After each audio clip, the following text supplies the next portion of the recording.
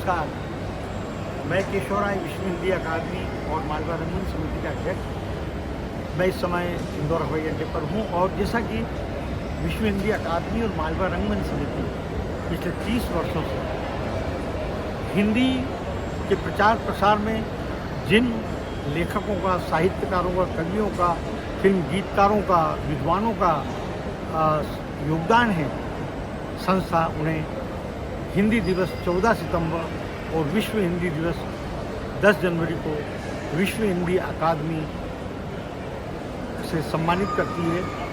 विश्व हिंदी अकादमी जो संस्था है, प्रति वर्ष ये कार्यक्रम हिंदी दिवस 14 सितंबर और 10 जनवरी को आयोजित करती है।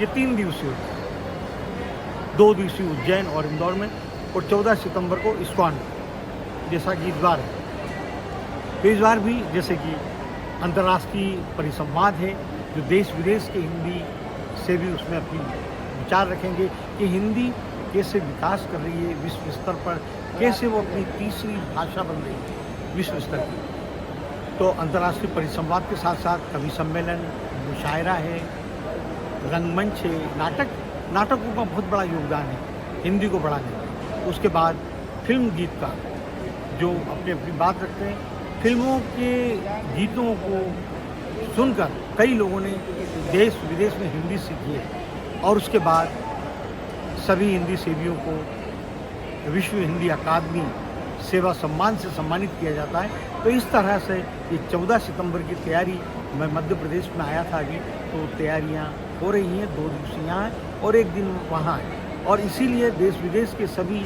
हिंदी प्रेमियों को, साहित्यकारों को, लेखकों को इस कार्यक्रम का इंतज़ार होता है। तो हमारी भी कार्यक्रम की पूरी तैयारी है।